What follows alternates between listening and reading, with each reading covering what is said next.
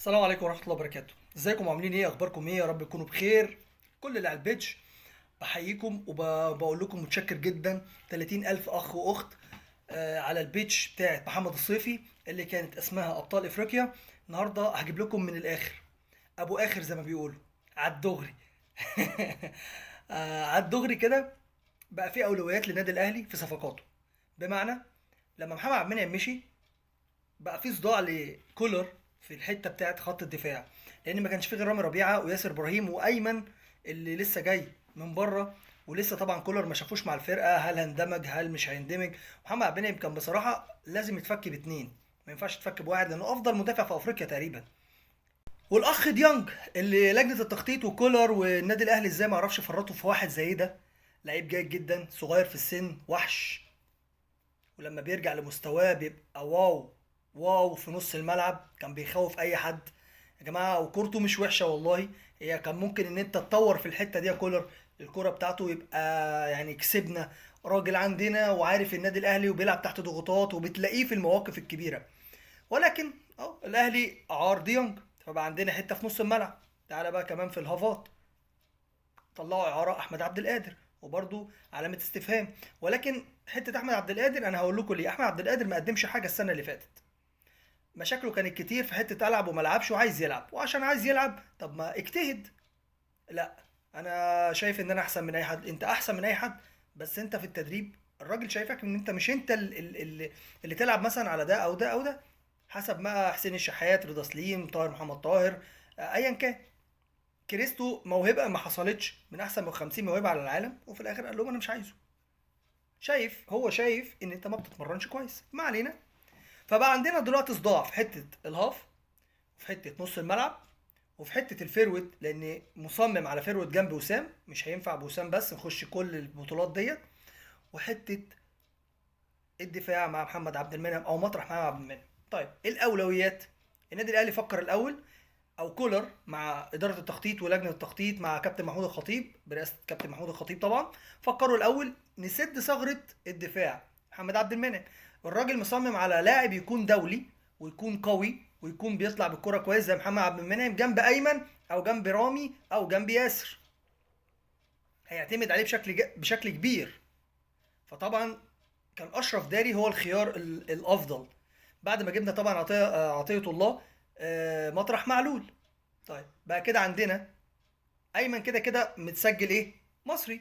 طيب عندنا اشرف داري اللي ان شاء الله خلص، عشان بس كان في ناس على البيتش عندي عماله تقول ايه ما جاش مش هيجي من رمضان، مش هيجي. انا بقول لك مش هيجي، مش مهم. خليك انت في اللي انت فيه، وخليك انت عارف ومتاكد ان هم مش جايين. وانا بقول لك اشرف داري مضى في الاهلي وخلص وكل حاجه خلصانه. ومحمد بن رمضان انا جاي لكم في صفقته، بس انا باخدها لكم واحده واحده. طيب هل بقى نص الملعب الاولى ولا الفرود الاولى ولا الهاف؟ تعال الاول نشوف كده احنا عندنا كام واحد. احنا اولا عندنا بيرسي تاو مش عايز يمشي ومكمل مع النادي الاهلي، او لو عايزين تمشوني يبقى بالتراضي واخد عقدي كامل. وده صداع في مخ كولر ومخ النادي الاهلي دلوقتي. يا جماعه تاو مش عايز يحل بالتراضي، ان يعني النادي الاهلي شاف قال له يا عم شوف اي اعاره اطلعها، والفلوس اللي جايه منها كلها خدها، احنا مش عايزين منها حاجه، لان بيبقى في جزء للنادي وجزء للاعب. قالوا له خد كل الاعاره اللي جايه 700,000 مليون ايا كان جايه لك، خدها كلها. ولكن تاو مصمم ان يكمل مع النادي الاهلي، او مش عاوزيني خلاص فكوني بعقدي كامل. فده مربط الفرس، لان كده بقى عندنا تاو متسجل، عطية الله، اشرف داري، رضا سليم، ادي اربعه. هنقول علي معلول مش هيتسجل دلوقتي، هيتسجل على شهر واحد. حلو كده. طيب يبقى كده ناقص واحد. طب الواحد ده نجيبه في نص الملعب ولا نجيب فيرود؟ تشغل دماغك معايا صح كده؟ صح. وسام لو جراله اي حاجه هنلعب بكهربا ويطلع عينينا تاني في الفرص اللي بتضيع وفي الفرص اللي احنا بتهدر. وسام بسم الله ما شاء الله، يعني لو ما سجلش بيعمل فرصه واثنين وثلاثه للي جنبه، ولو جات له نص فرصه بيجيبها جول. فاحنا عايزين نحافظ عليه، فلازم يبقى معاه فيرود وقوي، قوي وبيقدر يخلص زيه زي وسام. النادي الاهلي فكر ان هو يجيب لاعب فلسطيني تاني لانه بتسجل مصري. كان في اكتر من لاعب فلسطيني لعيبه كويسه على برضو نمط او نمط وسام ابو علي. هدافين موهوبين صراع وكل حاجه، ولكن كولر مصمم على لاعب افريقي او لاعب اوروبي. عايز لاعب قوي، عايز لاعب عنده جرينتا كده يعني.